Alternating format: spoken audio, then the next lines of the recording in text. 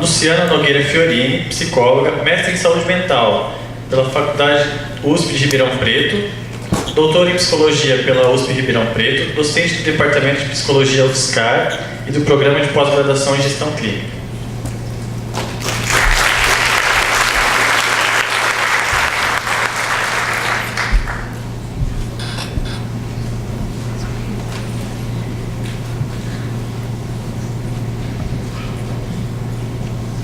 Bom dia.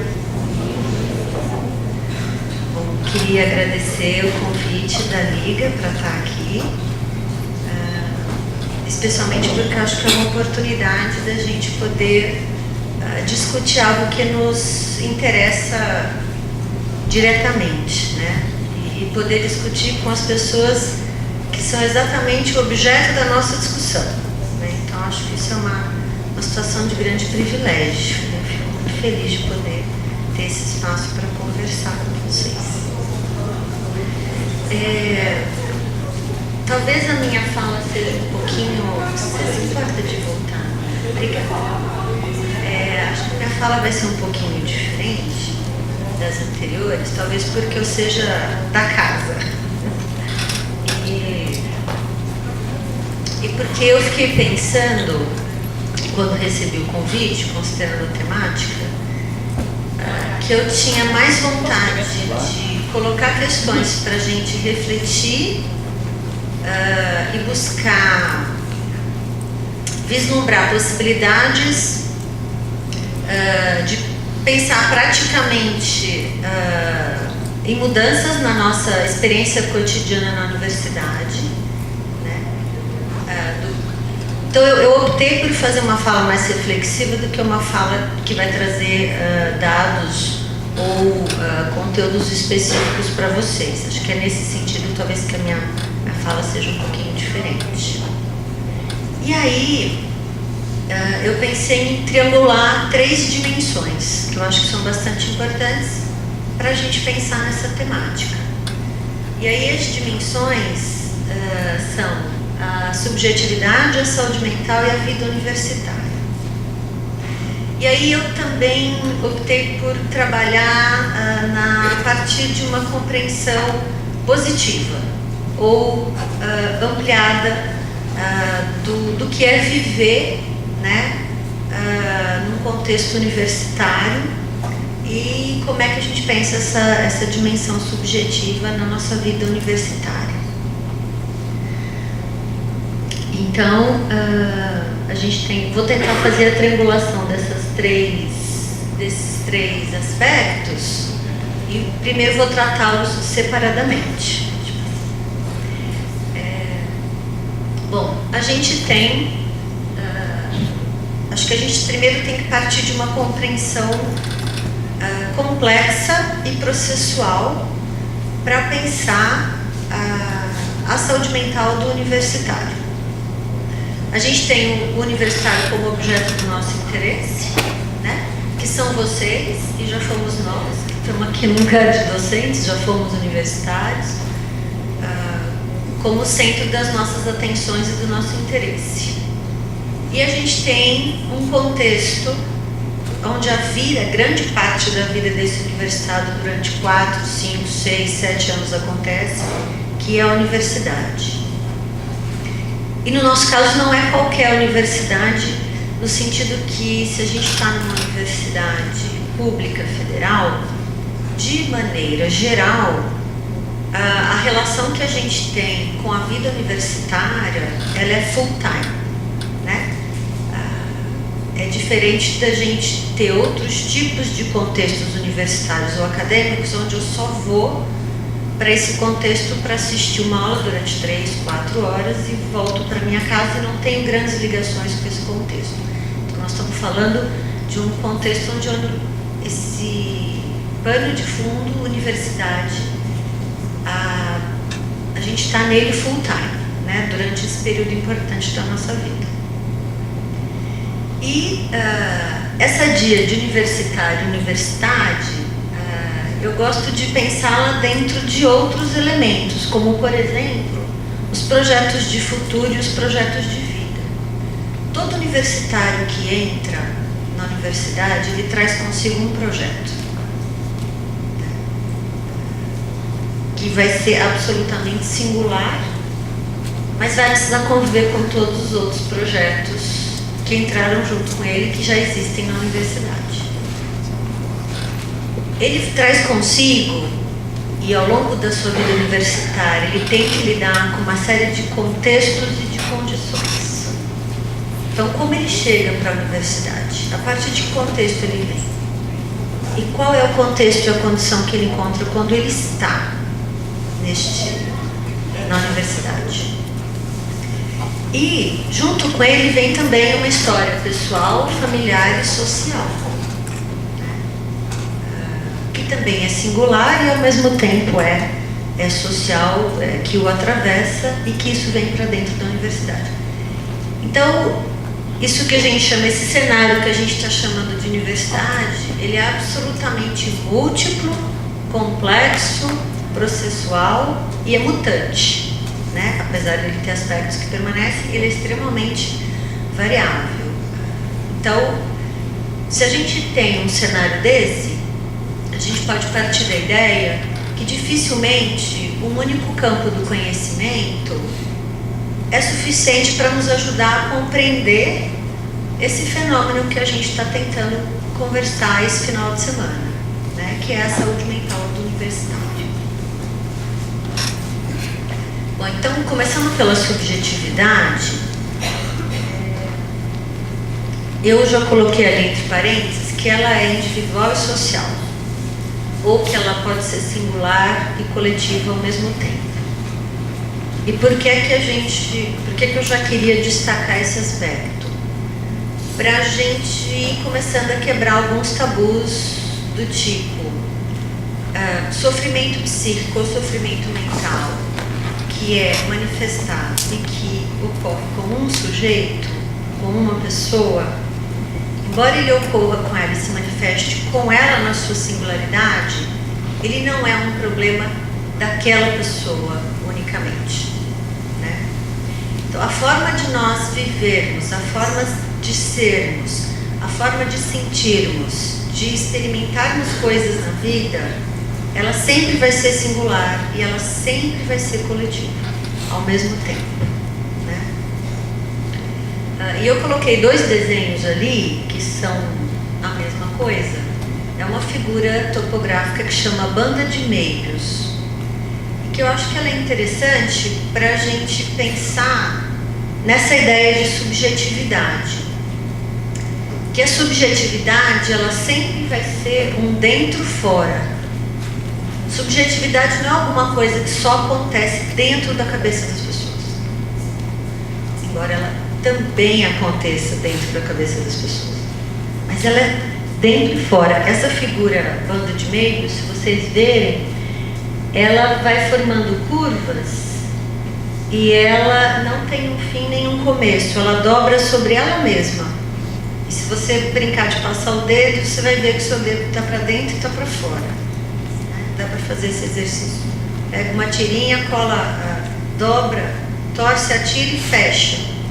E aí vocês vão criar uma banda de meios e vocês vão ver que ela tem dentro e fora e que a gente não consegue ver a diferença. Não dá para ter uma linha de separação entre o que é dentro e o que é fora.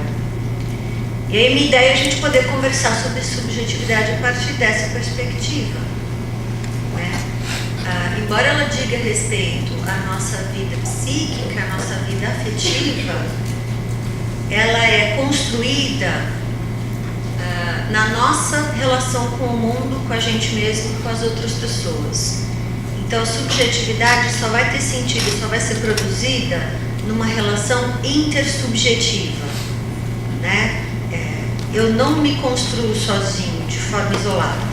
A natureza humana tem essa especificidade, tem essa singularidade, que eu só posso me construir psiquicamente, seja como um sujeito mais saudável ou menos saudável, não importa, mas eu só consigo me construir subjetivamente se eu tenho uma relação com os outros, né? Então, por isso que um sofrimento psíquico nunca é o problema só de quem sofre, né? Ele sempre vai ser um problema de um nós, um coletivo, né? Então, a gente pode pensar que essa intersubjetividade, ela vai ser sempre uma produção de sentidos a partir de complexas redes de relações em movimento, né? Então, por isso que a gente sempre entra num terreno complexo quando a gente vai tentar delimitar a experiência subjetiva / afetiva humana só a partir de critérios se essa experiência é normal, é saudável, ou se essa experiência é uma experiência patológica ou de transtorno, né? Então a gente precisa pensar essa experiência humana num contínuo, né? Que vai ter diferentes gradações e que vai ganhar um colorido muito específico dependendo do contexto onde esse contínuo vai acontecer, né? E do momento histórico onde ele acontece, né? As nossas experiências humanas, elas sempre vão ser significadas a partir também de onde elas acontecem, né? E se a gente está falando na universidade, e vou tentar trazer a reflexão para o nosso contexto loco regional, é muito diferente ingressarmos na universidade, ou neste mundo universitário, nos anos 2000, do que ingressarmos no mundo universitário em 1960, em 1970, em 1980. Então, as características do cenário definem como é que eu vou construir a minha intersubjetividade.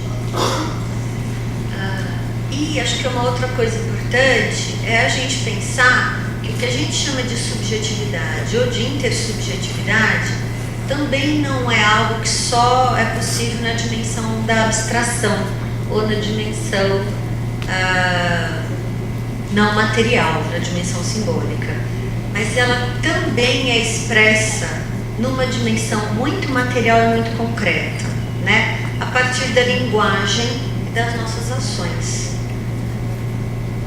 Isso também acho que é uma coisa importante da gente considerar quando a gente está falando de saúde mental, porque a gente pode conseguir identificar muito objetivamente processos intersubjetivos acontecendo com os sujeitos de forma mais ou menos saudável a partir de indicadores bastante concretos, né, que é a linguagem, que são as ações.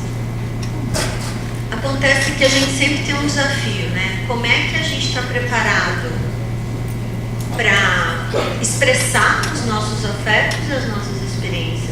E como é que a gente está preparado para ouvir, receber e reagir aos afetos e às expressões das outras pessoas? Então sempre é um desafio nós sermos com os outros, né? E o mais engraçado é que isso é muito o sentido da universidade, né? Que é essa ideia de comunidade científica, de ser com os outros, de produzir com os outros, né? Então, nesse sentido, a questão da intersubjetividade da universidade, eu entendo que elas estão muito próximas. Pode passar para a gente vai falar agora um pouquinho sobre saúde mental, né?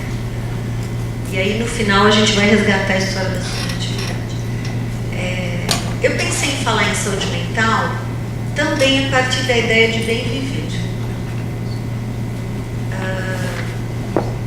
Por quê? Porque quando a gente costuma, né, no imaginário social, usar o termo saúde mental, mas a gente está mesmo falando de doenças ou transtornos mentais. Então, a gente inverte o sentido da palavra saúde. E essa própria preocupação de um pensamento mais de promoção em relação à saúde, ela é bastante recente, né? Ela é praticamente do comecinho da segunda metade do século passado, E junto com isso, a gente também tem, historicamente muito recente, a construção de um conjunto de saberes bastante sistematizados em relação à doença mental, que data do século XIX, né? Que se fortalece, que se constitui no século XIX.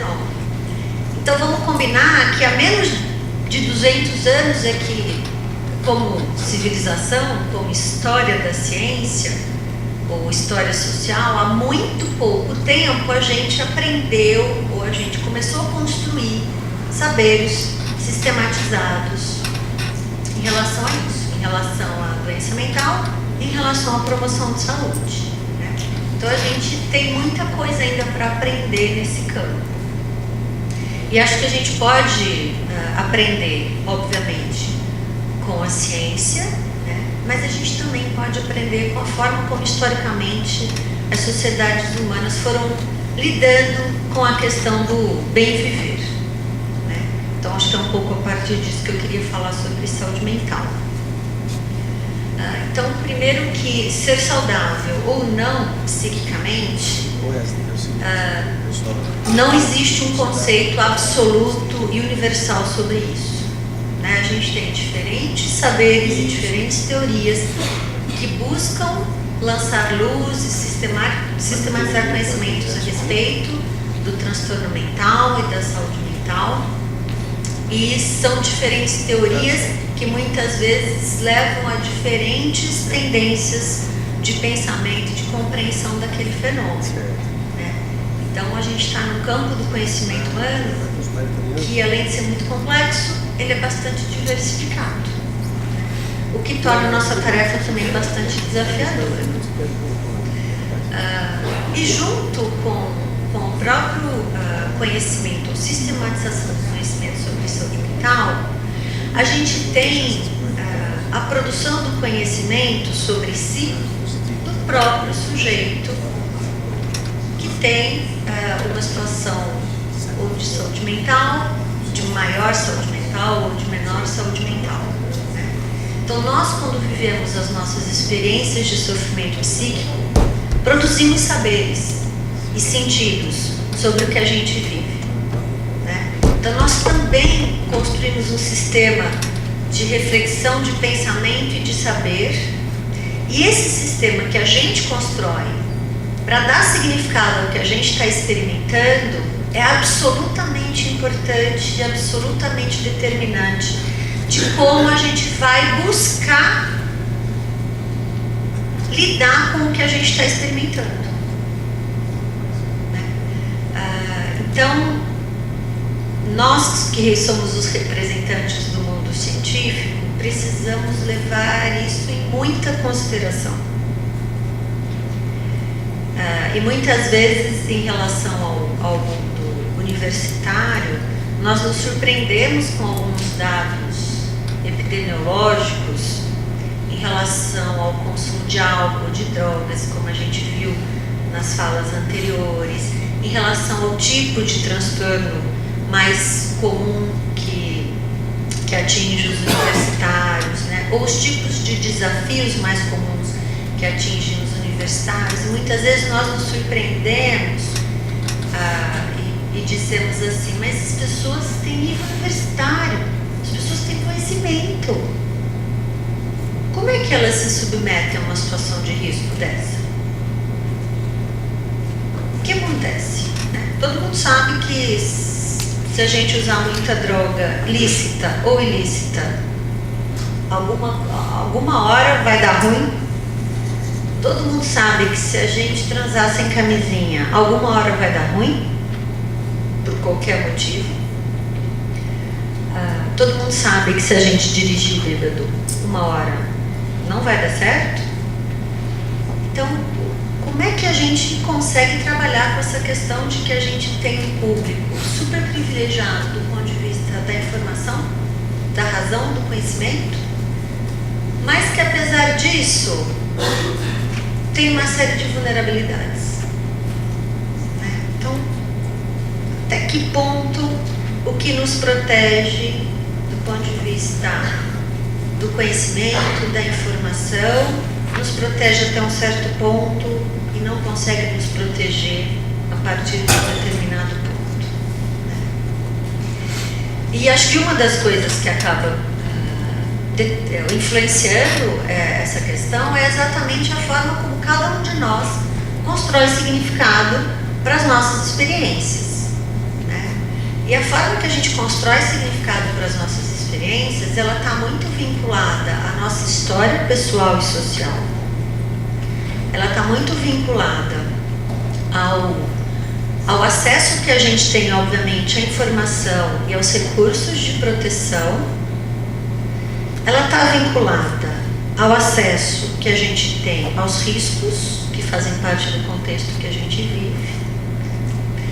E ela também está muito vinculada a uma série de pressões, né, ou oportunidades culturais e econômicas no cenário que a gente convive, né? Então a gente tem um caldeirão de elementos aí que constrói o nosso sistema singular explicativo, afetivo, racional, para o que a gente vive.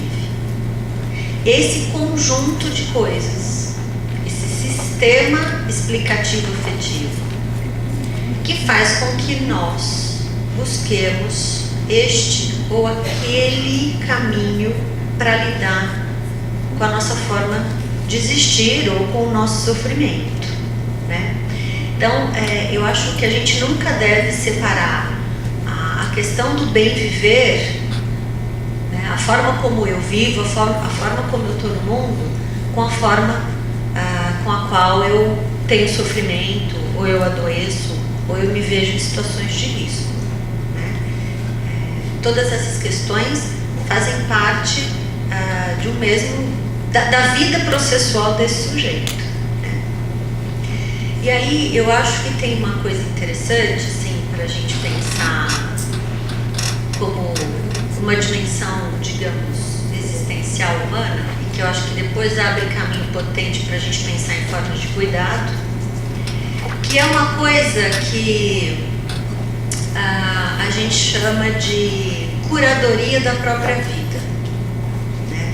Quem falou sobre isso foi um filósofo que chama Heidegger, e ele fala isso de um jeito bastante interessante, porque ele diz assim, que ele acha que algo bastante peculiar à condição humana é o fato de que o homem está no mundo de uma forma que ele é sempre impelido a produzir sentido para este mundo, né?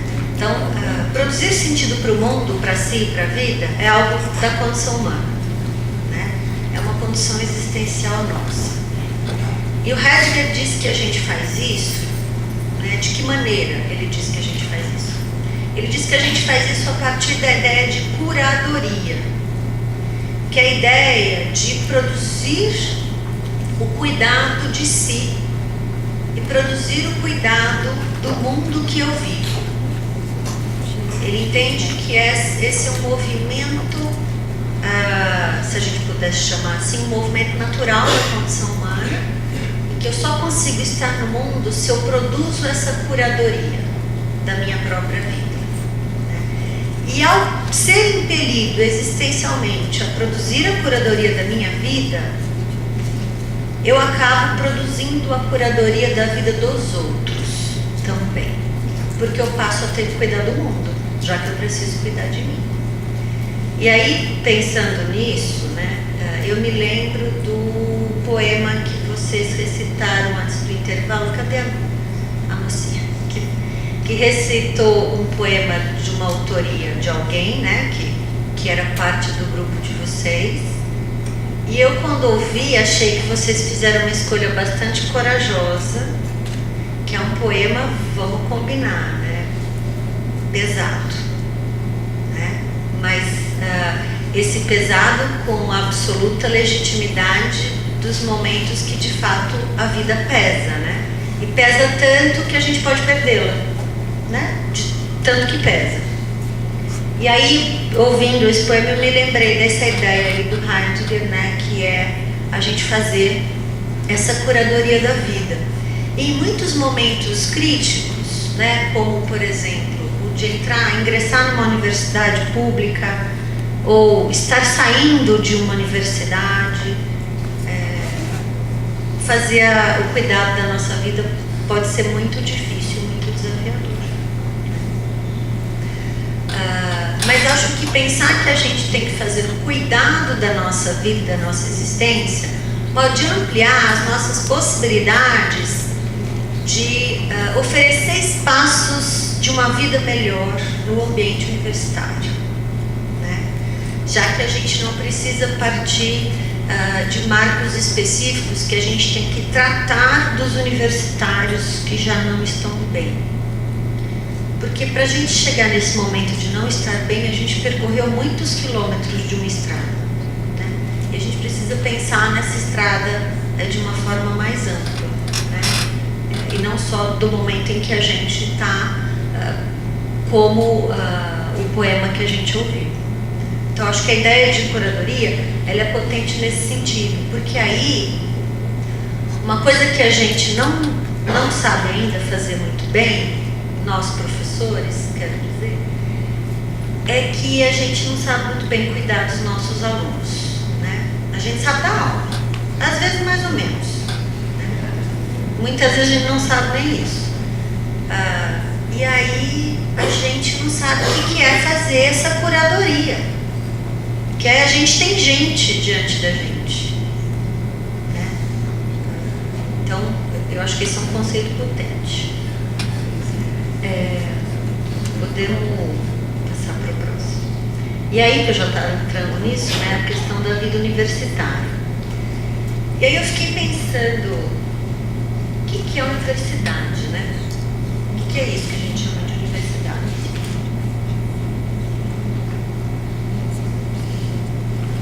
Num sentido mais clássico, a universidade representa o lugar do saber, né? Ou da produção do saber. E nesse sentido, o que ela produz? Produz sujeitos que devem produzir saberes ou operar estes saberes, né? Então nós somos um campo de produção. E nós podemos fazer isso de muitas maneiras enquanto universidade, né? Nós podemos fazer isso como as fábricas fazem. Então a gente pode produzir sujeitos que desenvolverão saberes e operarão esses saberes do mesmo jeito que a gente faz carros, do mesmo jeito que a gente faz coisas, objetos, roupas, né? Nós podemos também produzir sujeitos e saberes de uma outra forma, né? Menos fabril, menos mercantil, menos alienante. Uma das coisas... Tem um cara do campo médico dos anos 70, Ricardo Bruno Mendes Gonçalves, da Faculdade de Medicina da USP, que ele discutia o trabalho médico em saúde. E ele dizia que tinha uma peculiaridade, que ao mesmo tempo que o trabalho no campo da saúde, no caso o trabalho médico, ele é como qualquer outro trabalho, ele também tem bastante especificidade. O trabalho em saúde e o trabalho na educação. Porque nós não produzimos coisas quando a gente está desenvolvendo uma ação de cuidado em saúde ou uma ação de educação. A gente produz pessoas.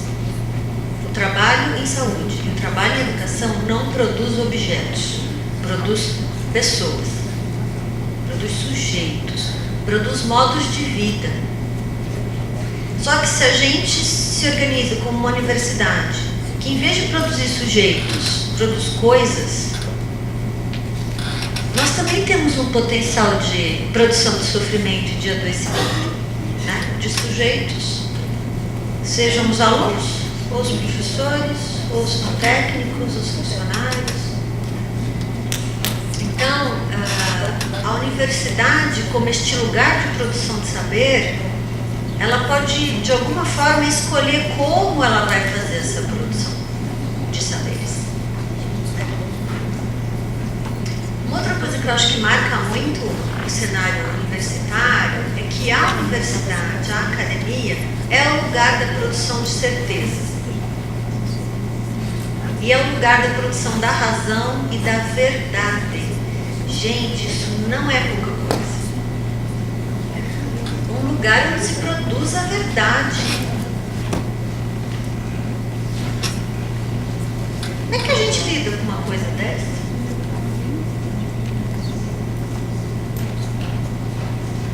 E a gente tem que, cada um na sua formação, né, na universidade, está sendo um sujeito que está recebendo uma série de verdades homeopaticamente e vai sair desse contexto um produtor, um reprodutor dessa suposta verdade. Mas aí o que acontece quando a gente, por exemplo, ingressa na universidade, saindo do nosso ensino médio, que tem características aqui, né, no Brasil, nesse pedacinho do Brasil, porque o Brasil é muito grande, muito heterogêneo, mas a gente sai do ensino médio que tem características assim bastante específicas, onde a gente aprende que os conhecimentos estão todos guardados em gavetas específicas, etiquetadas, e uma coisa não se mistura com a outra.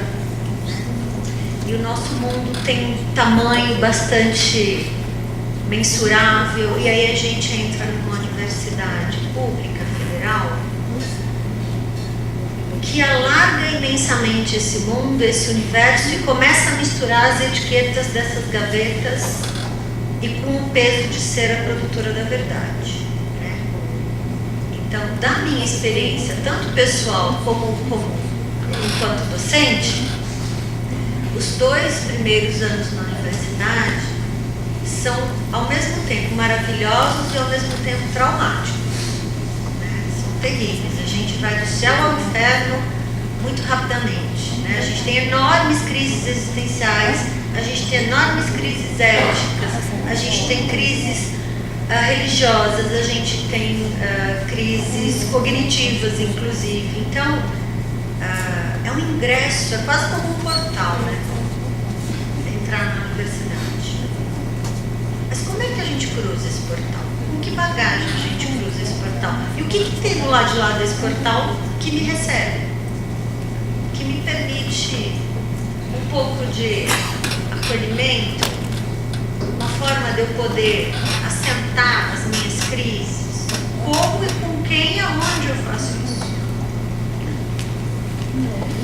Então, esse cenário que a gente adentra é extremamente desafiador. E se a gente considerar que a Universidade Federal de São Carlos tem peculiaridades que nós há muitos anos adotamos como sistema de ingresso o Enem, e há muitos anos adotamos como sistema de acesso à universidade as ações afirmativas, né? A gente tem 50% das nossas vagas de vestibular, ou é cota racial e étnica ou é cota social. A gente tem ingresso aqui de alunos indígenas e refugiados.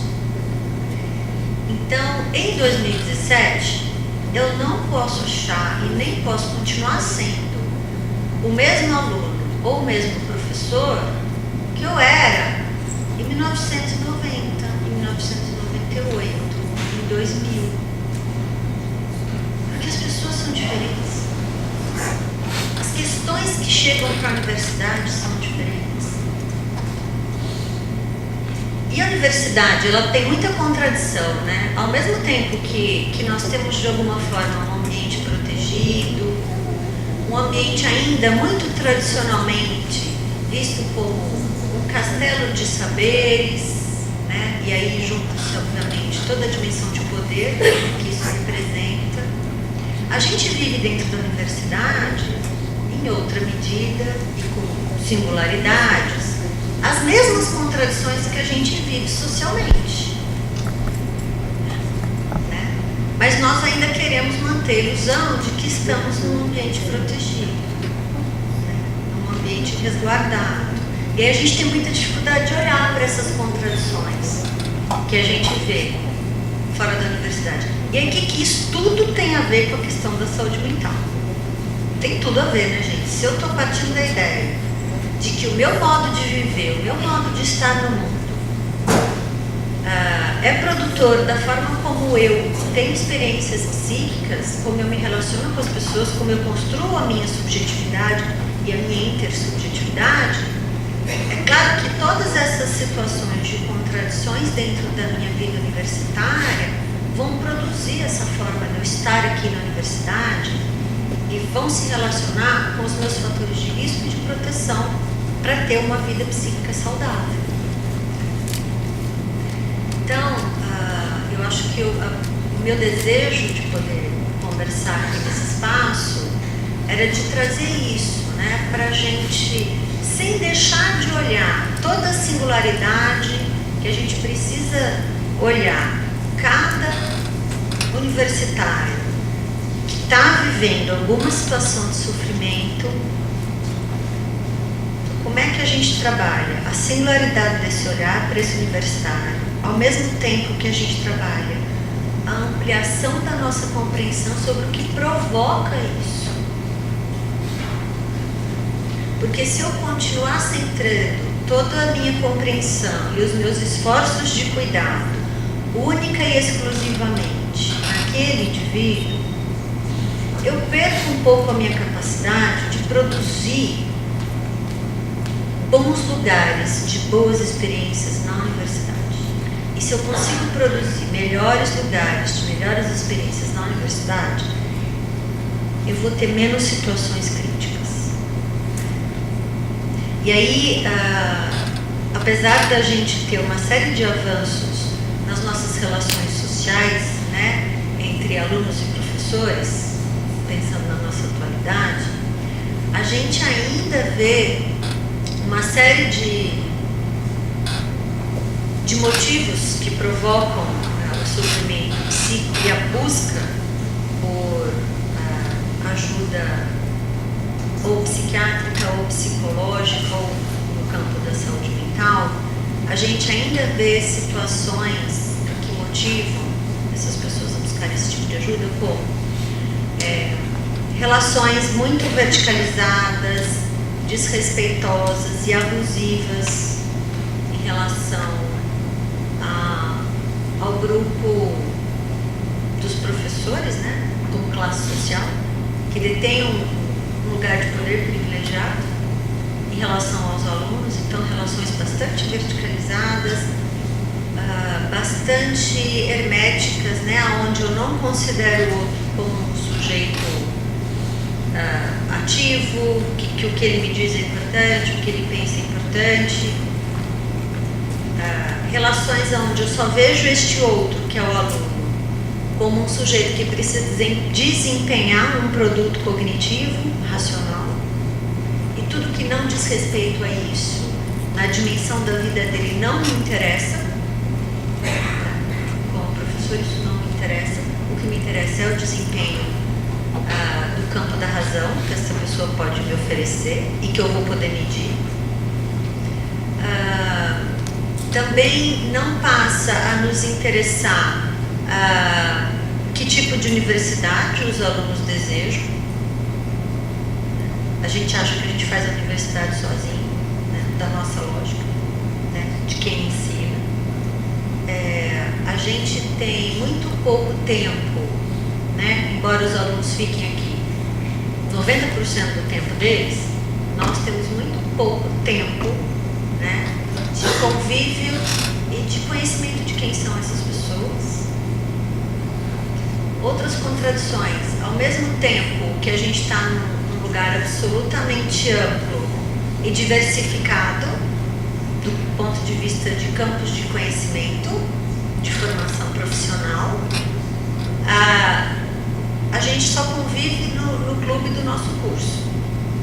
A gente dificilmente consegue de fato conviver, né, e abrir os nossos muros com outros cursos, com outros tipos de pensamento, de aprendizagem, de saberes.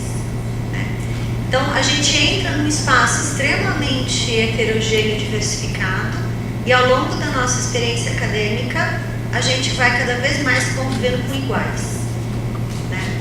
E conviver só com iguais não nos ajuda a enfrentar situações críticas. Pelo contrário, né? A gente passa a restringir a nossa capacidade de lidar com situações críticas, com a diferença. A gente vai diminuindo a nossa capacidade de nos relacionarmos com a tolerância, com a diferença. A gente não desenvolve capacidade de argumentação. A gente não desenvolve capacidade de troca. Acho que essa é uma das contradições importantes que a gente percebe na universidade. Mas eu acho que a universidade também é um local de construção, né? Um local de produção de potências, né? Exatamente porque somos muitos e somos diferentes e dividimos grande parte da nossa vida no mesmo espaço, né? Então, ao mesmo tempo, se a gente quiser usar como exemplo uma figura bastante frequente que caracteriza a vida universitária, são as festas universitárias, né? Ao mesmo tempo que a gente sabe que tem um grande uso e abuso de drogas lícitas e ilícitas nas festas universitárias, o que esse espaço guarda de potência? De produção de vida, né? Acho que a gente precisa começar a ir atrás disso. Além do grande consumo de álcool e drogas, o que ele pode guardar de potência? Né? Os espaços de aprendizagem, os espaços de pesquisa, o que eles guardam de potência? Além da gente querer só desenvolver o aspecto racional e cognitivo do aluno e nosso. O que tem de potência no encontro? Né? Quando eu preciso estar num ambiente de aprendizagem, eu não consigo criar aprendizagem sem encontro. E não é possível encontro sem afeto. Né? Aí, toda vez que eu falo afeto, gente, estou me referindo a todas as emoções humanas, não necessariamente as emoções legais. Qualquer emoção humana. Então, não é possível a gente construir aprendizagens sem encontros e sem afetos. A gente precisa começar a olhar para essa dimensão e a gente precisa falar dela. E tentar falar dela sem tabus, né? Porque ao mesmo tempo que a gente está num lugar de produção de conhecimento, e que essa produção de conhecimento poderia nos ajudar a lidar melhor com os desafios da experiência humana, nós ainda olhamos para algumas dimensões da experiência humana de forma bastante rígida, né? Então a gente costuma ainda a torcer o nariz quando a gente tem situações de alunos ou professores e profissionais da universidade que deixam de cumprir suas tarefas porque estão numa situação de sofrimento. A gente ainda não sabe como é que a gente lida com isso. Geralmente a nossa tendência de reação é não acolher, é pensar no prejuízo do desempenho que aquilo vai provocar. E de fato a gente tem vivido na universidade uma série de situações bastante preocupantes nesse campo do sofrimento psíquico, né? E acho que a gente está num momento particularmente potente porque a gente tem várias iniciativas buscando se organizar e se costurar, iniciativas de pensar formas de cuidados melhores para a vida na universidade e de cuidados melhores para os universitários. Uma das coisas que a gente ainda tem como desafio é compreender, aceitar e se sentir confortável numa situação coletiva onde eu possa demonstrar a minha experiência sofrimento psíquico. A gente ainda se sente bastante inseguro, né, de poder falar em algum coletivo do nosso sofrimento psíquico. E aí a gente busca cada vez mais espaços bastante isolados para nos cuidarmos, né, desse sofrimento, desse tipo de sofrimento. Então, eu penso que é uma tarefa bastante importante a nossa, a gente ir quebrando um pouco esse tabu, né? Se a gente não aprender a falar da nossa experiência de vida, da nossa experiência de aprendizagem, a gente não consegue viver bem e a gente não consegue aprender bem.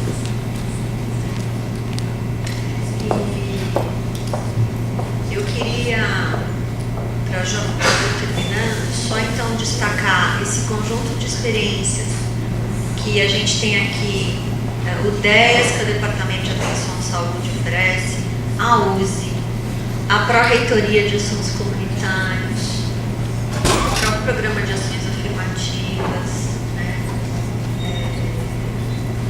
Uma série de outros atores preocupados em trabalhar essa questão do sofrimento psíquico, né? Eu tenho 2 alunos, o Paulo e o Gabriel, que estão ali, que estão fazendo uma pesquisa exatamente sobre isso, né? O que da vida universitária pode promover sofrimento psíquico, né? E eles apostam num conjunto aí de determinantes que tem a ver com a questão de gênero, tem a ver com a questão socioeconômica e cultural, né? Então, eu acho que a gente está num momento bastante feliz nesse sentido, desafio enorme, mas acho que a gente está num momento bastante interessante e acho muito significativo o evento da Liga trazer isso como objeto, né, de preocupação, que é exatamente, vamos parar e vamos olhar um pouquinho para a gente. Como é que a gente pode identificar possibilidades de enfrentar a nossa forma de estar aqui na universidade. Então, para concluir, eu acho que só dá para falar de um bem viver no âmbito da universidade se a gente passar a dar a devida importância à questão da intersubjetividade, né, nas nossas relações, tanto de aprendizagem como nas relações de convivência. E aí, para isso, a universidade vai precisar se abrir um pouquinho para como é que ela compreende o seu papel, né? Como é que ela se organiza para receber os sujeitos que passarão a viver aqui. Acho que é isso.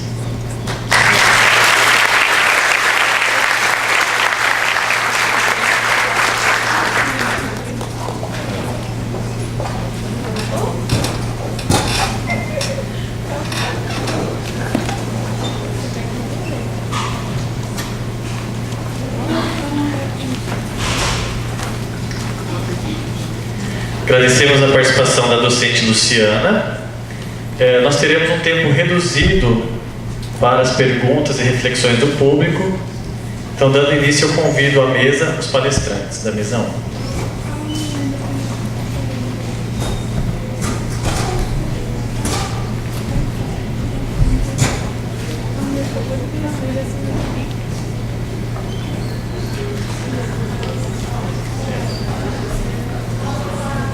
O colega vai estar passando, fazendo inscrições para quem quiser fazer as falas.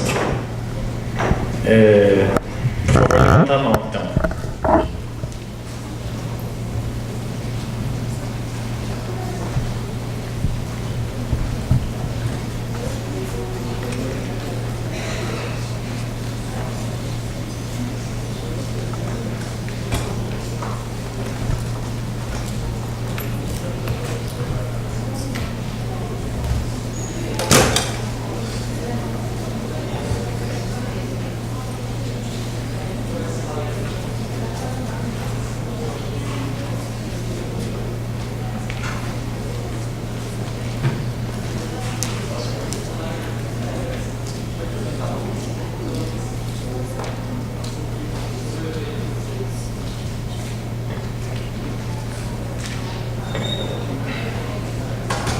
dia, boa tarde já, né? Meio-dia um pouco.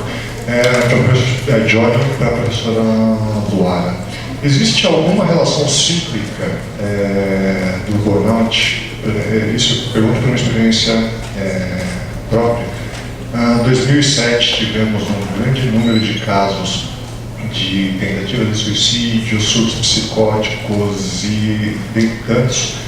Um tempo depois, 2012, novamente, e esse ano estamos novamente enfrentando vários problemas, né, em vários campos. Eu sou da área privada, né, e de campos no Brasil inteiro, e esse ano tem muita coisa. Eu trabalho no grupo de acessibilidade inclusiva e acaba chegando para a gente, apesar de não ser uma área específica, né, de educação especial inclusiva, mas chega para a gente porque tem uma necessidade especial envolvida. Então, existe algum estudo, alguma relação cívica ou ambiental que de tempos em tempos faça com que isso aumente, ou é uma mera coincidência?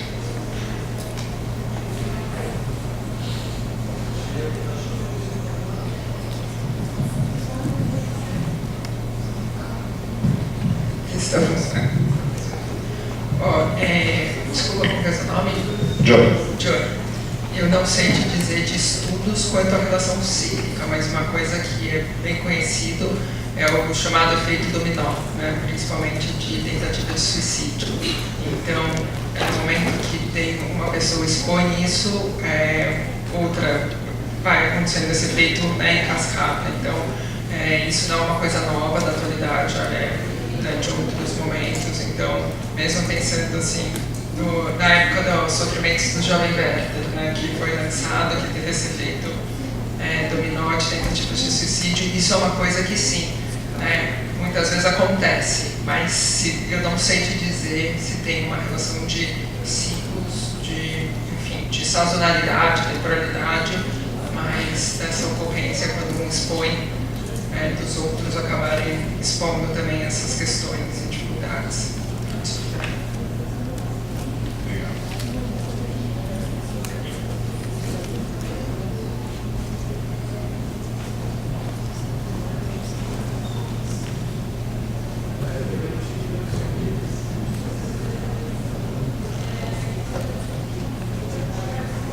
Bom dia, meu nome é Aline, eu faço atualmente mestrado no programa de terapia ocupacional aqui da UFSCar. Eu queria fazer um comentário que vai muito na perspectiva de aluna de mestrado, mas também de demandante desses serviços, porque eu tenho depressão e aí mais um conjuntinho de probleminha que me acompanharam principalmente durante a vida acadêmica. Na fala do professor sobre as questões correlacionadas a álcool, uso de substâncias, eu queria fazer um comentário, chamar atenção para uma questão da causalidade, né? Que a gente tem que sempre observar isso. Eu acredito que não tenha sido feita de uma maneira proposital, mas a gente observar isso, por exemplo, quando a gente traz um recorte ou uma parte de um texto onde se coloca a questão do beer drink ou da bebida no contexto universitário, de festas, e do estupro, porque na verdade existem outros fatores que vão ocasionar o estupro, além de uma mulher estar bêbada numa festa. A gente vive na cultura do estupro. Então você pode estar bêbada e ser estuprada, mas você também pode estar sã, andando como isso já aconteceu e acontece em meio ao acadêmico ou não, onde você está indo, voltando à universidade, ser abordado, sofrer um estupro. Então é importante a gente não estabelecer essas condições de causalidade e também de responsabilização da vítima, né? Então, talvez se ela não tivesse bêbada, ela não seria estuprada. Não é bem assim que acontece, né?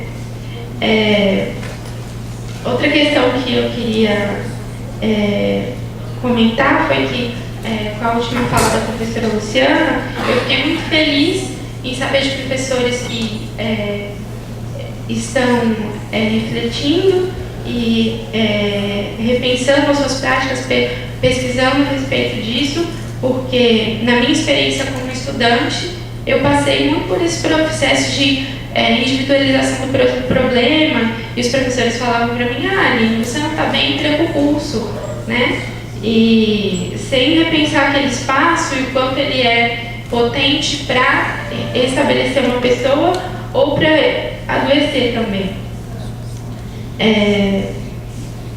Eu comecei o meu mestrado com a proposta de estudar trajetórias de vidas de estudantes negras, muito na perspectiva pessoal das inquietações e dos problemas que eu tive, e entendendo que isso era um problema comum a muitas pessoas e que eu não encontrava explicações, mesmo no meio da militância. E eu me inclinei a escrever e pesquisar sobre isso no mestrado, e eu acabei desistindo da minha própria pesquisa, porque lidar com aquela literatura e lidar com aquele assunto me trazia mais preocupações e mais sofrimento. E aí eu acabei mudando um pouco o meu projeto, que hoje eu não sei mais se eu fiz a coisa certa, mas foi o que eu fiz. Então eu queria, enfim, diante de tudo isso, eu queria perguntar para vocês, no objetivo assim, mesmo de sugestões diretivas assim, do que a gente pode fazer numa perspectiva organizacional, entendendo que esse problema ele passa não só pelos indivíduos que estão sofrendo, mas também pela estrutura que possíveis ações a gente pode tomar enquanto estudantes de pós, de que maneira a gente pode se organizar para atuar e conseguir melhorar esses espaços de convivência, né, convivência ou não, que a gente tem dentro da universidade. É isso, obrigada.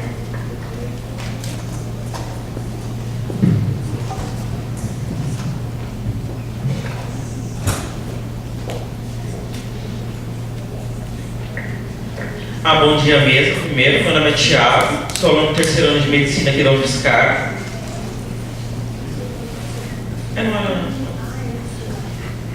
Acho que é porque a gente estava aqui decidindo quem ia responder primeiro. Desculpa. Desculpa esse cara. A gente teve um delay aqui, que a gente estava decidindo quem ia começar. Qual que é? A Aline? Aline, eu penso que primeiro a gente precisa começar a dar visibilidade para esses fenômenos, mas de uma forma que eu vou chamar assim de potente, né? Não pode ser de uma forma que não vá produzir desdobramentos interessantes para a gente. Então, eu acho que a gente tem formas mais sistematizadas de dar visibilidade, que é a partir de números, né? Fazer identificações. Acho que a gente precisa fazer isso. Mas a gente precisa saber o que fazer com estes números, né? E a partir de que lugar a gente vai conversar sobre esses números, com quem, de que maneira e como a gente vai compreender isso, né? Eu acho que a gente precisa começar no nosso cotidiano e também do ponto de vista mais institucional a quebrar esses tabus, né? Tanto do que é o lugar de produção de conhecimento e de que dimensão humana a gente está falando, né? A ciência e a tecnologia não são coisas fora do humano. A gente precisa começar a entender isso. Isso precisa virar mantra assim dentro da gente, né? E ciência e tecnologia serem coisas humanas, de maneira alguma diminui a potência, a cientificidade, a certeza, nada, né? A gente só está recolocando as coisas na sua dimensão, na minha forma de ver, né? E acho que a gente precisa ir identificando os espaços coletivos dos estudantes, estabelecer maior diálogo com esses espaços e fortalecer internamente esses espaços para que eles sejam espaços onde caiba falar sobre a dor. Mas também tem que caber falar sobre sonhos, entendeu? Porque uma coisa não desliga da outra, né? Sonhos e dor andam junto dentro da gente. você mesmo está dando um exemplo. Você começou uma pesquisa que te afetava de determinada maneira, né? E aí, como é que você pôde conversar sobre isso, entendeu? Como é que você pôde redirecionar a sua pesquisa? E eu acho que é isso. Quando a gente vem com alguém que nos diz, eu não tenho mais condição, eu não estou bem, e a gente diz como alternativa, então tranca e vai para casa. Aí você fica bem e volta. Essa é uma forma de lidar com o problema, né? Só que essa forma não ajuda você, não ajuda a universidade, não ajuda a ciência, né? Só aumenta o estigma e o silêncio em relação a quem é que pode sofrer e quando que pode sofrer. Porque não é todo mundo que pode e também não pode qualquer hora. Então, eu acho que a gente tem que ir quebrando essas lógicas. E eu acho que a gente pode fazer isso no cotidiano, mas a gente também pode fazer isso de forma institucional. E acho que institucionalmente, ao invés, né, tem alguns atores que estão com as antenas bastante ligadas nesse sentido. Boa tarde, Aline, tudo bem? Acho que você é um exemplo de uma coisa que eu, como psiquiatra, vejo muito, tá? Então, o que eu tinha falado um pouco, você falou um pouco dessa questão de estar na universidade, né, em 2017, essa pressão por desempenho, por resultado, né, é muito, muito comum eu ver na minha prática, né, e mesmo quando eu era residente, a gente fazia um ambulatório do Hospital Universitário, lá da USP, a quantidade de alunos da pós-graduação que sofrem por alguma questão de ansiedade, de depressão, de burnout, por conta desse meio, né, que é a pós-graduação, como está colocado. E é uma pergunta que eu não tenho, eu não sei como, né, é toda um histórico institucional, né, que tem bases férteis para ter esse tipo de manifestação de sofrimento nesse período da vida, e não teria como te responder como, né, melhorar nesse âmbito, mas acredito que a questão também da interpessoalidade, né, de promover esse espaço, de enxergar realmente o outro com quem convive, com quem trabalha, ajuda muito isso, né? Então, por isso que eu falei um pouco do projeto da mentoria que a gente faz na residência, justamente como uma forma dos residentes se conhecerem, como uma forma dos assistentes conhecerem os residentes, porque eles estão, né, muito separados. Então, lá no IPQ, pelo menos os assistentes não tanto, mas os docentes, eles são absolutamente, né, longe dos residentes e não tem uma integração. E aí agora, muitos docentes se inscreveram como mentores, por exemplo, e estão convivendo, né, com esses residentes para ver como que é de fato, né, o que está acontecendo, enfim, trocar experiência e ter uma relação não tão verticalizada. Mas eu acho que são muitas, né, um momento de pensar em muitas mudanças na instituição para você chegar em algum resultado, porque o que a gente faz atualmente é tentar apagar tampar o fogo, porque a gente vê muito alunos da pós-graduação com um tipo de sofrimento que não tem espaço para colocar isso, é muito comum.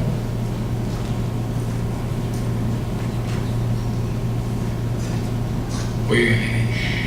Acho que é muito interessante você ter tocado nessa questão do estupro, né? E é um cuidado que a gente tem que ter mesmo, né? Para não colocar mais a vítima com a sensação de culpado, né? E é algo que os trabalhos observacionais, né, que tem como área de atuação a questão da violência contra a mulher, tem adotado, né? Tomar cuidado desde do linguajar até a forma de abordagem. Porque é comum e é histórico a mulher que foi vítima acabar até ela mesma assumindo muitas vezes o papel de culpada, né? Se você pegar em Deuteronômios na Bíblia, existe essa posição, né? A mulher que é estuprada e está num ambiente urbano e não grita, ela é culpada, ela deve casar com um agressor e tudo mais. Então, historicamente, isso já vem sendo acumulado, né, na conta da mulher. Os trabalhos que fazem a correlação ao uso de substâncias e estupro, eles tendem a colocar, né, essas mulheres numa condição de maior vulnerabilidade. Mas aí a vulnerabilidade não significa que ela deixe de ser vítima. Ela apenas entra num grupo que está mais propensa a ser vítima desses agressores, né? E é um grupo que entra também, por exemplo, crianças, né? Grande parte dos estupros ocorrem dentro do ambiente familiar e com familiares, né? Crianças, indivíduos com déficit intelectual, né? Retardo mental, então são grupos vulneráveis. E o uso de substância, né? Mais propriamente a dependência, faz com que esses indivíduos adentrem nesse grupo, mas jamais deixando de ser vítimas, né? Mas acho que é bem legal você ter pontuado isso, Violino.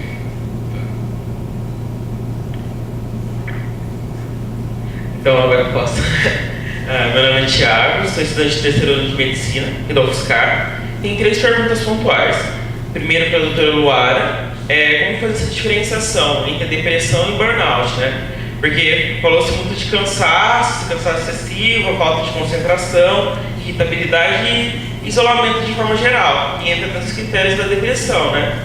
Aí eu fico um pouco confuso quanto a isso. E o Dr. Gustavo, quando é perceptível clinicamente essa dependência medicamentosa. A gente fala do crack, maconha, cocaína, mas o número de universitários que usam medicamento, tanto para dormir, para ansiedade, isso acaba sendo um pouco perceptível. E para a professora Luciana, como que se dá essa relação interpessoal na vida acadêmica com esse cenário atual que a gente tem? De aumento do número de formados, né? Redução do número de vagas de emprego por causa da crise econômica e esse avanço tecnológico. E a gente na universidade trabalha pouco com esse contexto também da inteligência emocional. Pouco se fala. Oi, Thiago. Estava esperando mesmo que alguém perguntasse isso. Deixa eu ver como eu não vou me estender muito para te responder. Acho que para começar a gente tem que pensar um pouco como são construídas a nosologia em psiquiatria, né? Então é muito diferente do resto da medicina. Embora a gente use os mesmos parâmetros do resto da medicina, é um uso acochambrado, se a gente for estudar isso mais a fundo, né? Então, na maior parte da medicina, a gente tem uma correlação histopatológica ou qualquer coisa assim que você vai falar, né? Enfim, você vai poder dar o diagnóstico. E na medicina a gente constrói, né? A gente faz um raciocínio inverso. Então, por exemplo, como para estudar a pressão, a gente, né, fala o que é pressão arterial, quais são os mecanismos. Aí você cria, né, pensando nisso, eu tenho um remédio que mexe em frequência cardíaca, resistência arterial periférica, então ele é um antihipertensivo. E na medicina, na psiquiatria a gente faz o contrário, né? Então a gente não sabe qual que é a fisiopatologia exatamente, e a gente pega um antidepressivo e faz o raciocínio inverso, tá? Ou um antipsicótico, né? Diminuir a dopamina, então a esquizofrenia é um excesso de dopamina, né? Então, os nossos construtos são, né, artificiais, são construtos.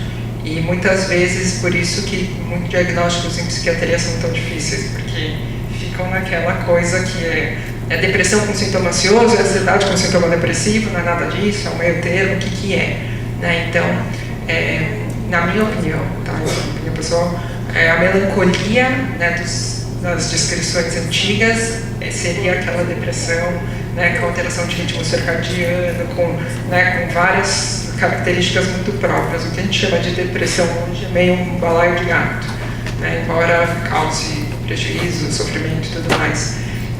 Então, na literatura, se você for pegar para dividir burnout e depressão, há controvérsias, tá? Tem pessoas que falam que são coisas parecidas, tem uns que advogam que o burnout seria, por exemplo, um primeiro momento antes de uma depressão, tem outros que falam que é mais ou menos, enfim, não tem consenso, tá? Porque o burnout não é uma síndrome que não tem nem um critério diagnóstico bem estabelecido, né? Então, vai ter muitas vezes características, ou a gente vai chegar e vai diagnosticar como depressão ou como ansiedade.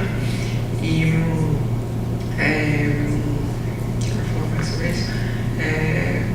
Mas, enfim, como essa questão não é super bem estabelecida, e se você for pegar o DSM, lembrei, se você for pegar o DSM, aí vai estar lá, né, para depressão, humor, uma dos primeiros critérios, humor deprimido ou ausência de prazer, que não é uma coisa necessariamente do burnout, um humor deprimido, né, embora tenha fadiga, tenha dificuldade de concentração, tenha, né, uma falta de empatia, um isolamento. Então, assim, se a gente for pegar em termos da DSM, tem coisas diferentes, mas como muitas vezes um construto um pouco, né, uns vão chamar de depressão, outros vão chamar de burnout, é uma coisa um pouco evolutiva, tá? Não sei se... Então, quando ele foi criado, esse termo, sim, né, foi um termo criado pensando no ambiente de trabalho, né, e não necessariamente a depressão assim. Então, seria esses sintomas relacionados ao trabalho, né? Então, tem essa peculiaridade aí da questão do burnout, tá? Mas, muitas vezes, você vai ver depois se isso persistir um quadro depressivo franco, né? Ou alguma coisa assim, tá bom? Da dependência, né, Tiago? Você perguntou das medicações. Primeiro, você falou de ansiolíticos e antidepressivos, talvez, né, a grande maioria dos estudantes, né, talvez, quando você pensa em uso de medicação, façam uso de antidepressivos / ansiolíticos, né? A gente muitas vezes mistura os termos. Para tratar depressão e ansiedade, a gente usa o antidepressivo, fluoxetina, sertralina, dentre muitos outros. Esses medicamentos, eles não causam dependência química, física, né, os antidepressivos. Quando a gente pensa na dependência química, física, o que causa o que pode, né, ocasionar dependência, são os benzodiazepínicos, tá? Rivotril, diazepam, alprazolam, e também a ritalina, a dexanfetamina, que são derivados aí da anfetamina. Isso pensando só em saúde mental, né? Se pensar no controle de dor, tem os opiáceos, né? Morfina e tudo mais. Aproveitando a fala da Luara, né? Também para definir a dependência, então vamos pensar que usa o Rivotril ou usa a ritalina para saber se esse indivíduo é dependente ou não. Também não dá para você bater o martelo só usando o checklist. Preenche isso, isso e isso. Porque às vezes o indivíduo preenche aqueles critérios da CID ou do DSM, mas se você fizer uma avaliação mais psicodinâmica, entender o que essa substância ocupa na vida desse indivíduo, nem sempre é realmente uma dependência. Ele está usando como uma fuga momentânea e tem um grande potencial de ir para a dependência. Mas eu costumo pensar de forma mais simplificada qual é o papel que essa substância vem ocupando na vida desse indivíduo. Se esse indivíduo está fazendo um uso mais intenso e frequente, em termos de quantidade e qualidade, ao longo dos últimos meses e anos, se ele deixa de fazer coisas, por exemplo, para usar a substância. Então, eu vou na aula e eu usei tanto remédio que eu não consigo prestar atenção na aula. Isso fica mais fácil com álcool e cannabis, né? Se eu sinto uma compulsão pelo uso, puxa, eu sinto falta, né? Eu começo a pensar nisso durante a aula, eu começo a pensar isso em casa, eu tenho que ir lá e buscar, né? Eu começo a fazer coisas fora um pouco do padrão comportamental que eu tinha para conseguir. Já teve gente lá no nosso HC que fez um segundo registro no hospital e chegou com uma peruca e um RG falso para conseguir pegar a receita de Rivotril. Então assim, puxa, não é normal isso, né? E é assim de abstinência mesmo, né? Que nem sempre acontece, nem é necessário para fechar o diagnóstico de dependência. Que é quando, na ausência da substância, por um período determinado de tempo, o indivíduo começa a ter sintomas físicos e mentais. Muita ansiedade, insônia, tremor, aí o uso da substância melhora. Esse é um critério que aparece, mas nos casos mais graves, né? A taxa de dependência a benzodiazepínicos e a ritalina mesmo, ela não é alta, se bem indicado e usado. Então, usar por 3 meses um clonazepam, um Rivotril, num período da vida que realmente está sendo necessário, com a supervisão de um médico, de um terapeuta, isso é bastante seguro. O problema é quando começa a pegar com um amigo, começa a usar por motivos quaisquer, né? Mas então, assim, para eu pensar na dependência dessas substâncias, eu teria que fazer uma avaliação mais detalhada, né? Entender qual é as características que esse indivíduo desenvolveu. Mas é mais ou menos isso que eu te falei. Tá? Tiago, não sei se eu compreendi o que você queria perguntar, mas eu entendi que a sua questão tem a ver com como é que a gente pensa o momento onde a gente conclui a vida universitária e tem que enfrentar o outro portal, que é ir para o mundo do trabalho. Era disso que você estava falando? Então, eu acho que além de ser um desafio que todas as pessoas no momento de crise econômica enfrentam, tem uma peculiaridade para a pessoa que está se formando, porque para além da questão material, o que é que eu faço com todo o investimento de vida, afetivo, de sonhos que eu desenvolvi durante 4, 5, 6, 7 anos. E eu acho que isso provoca, sim, situações críticas em que a gente pode, sim, desenvolver quadros de sofrimento no último ano da formação, né? Principalmente porque você está lidando com uma falta de perspectiva, né? E falta de perspectiva é o tipo da coisa, é o tipo de sentido que não combina com o encerramento de um ciclo que deveria ser um ciclo que te possibilita novos desenvolvimentos na vida, né? Então eu acho que é uma situação bastante vulnerável, né? E nos 3 últimos anos a gente tem observado isso nos alunos formandos da universidade. Acho que a gente pode pensar em mecanismos internos de apoio, mas acho que a nossa ação nesse sentido é muito limitada, né, para o depois, né?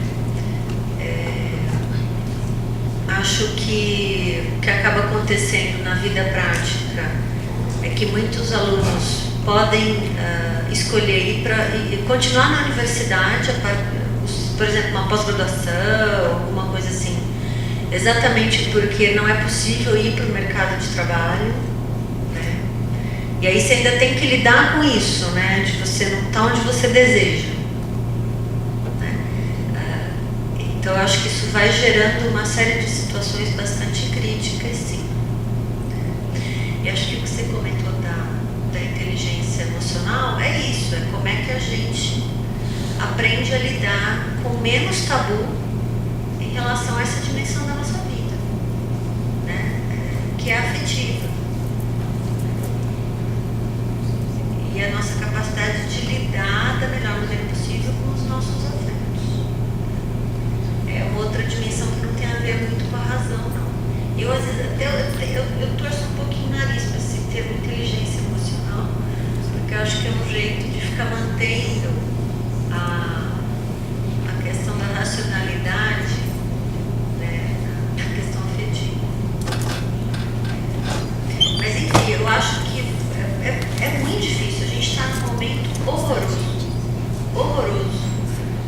de que a gente tem que ficar muito, muito forte, muito firme, e a gente tem que falar muito sobre isso, a gente tem que falar sobre, porque senão a gente passa um ano com aqueles alunos que vão formar no final do ano, fazendo de conta que no final daquele ano as pessoas vão se sentir na beira de um abismo, porque elas não têm a ponte para cruzar.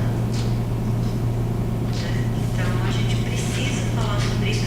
Eu acho que cabe dentro da formação dos cursos espaços acadêmicos para discutir isso. Acho que a gente pode desenvolver, sim, saberes, conhecimentos de como eu lido lido com a situação de finalizar um ciclo?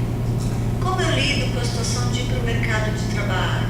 Né? Que tipo de conhecimento a minha formação me possibilita para me ajudar a lidar com essa situação?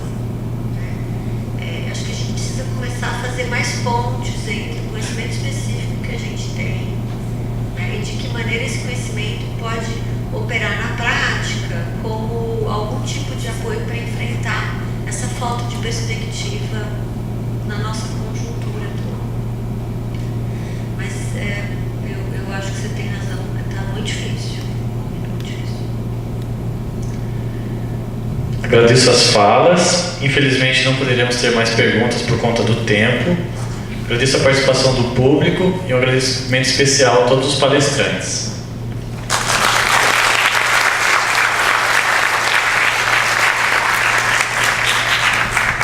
O informe é que a segunda mesa inicia às 13h10.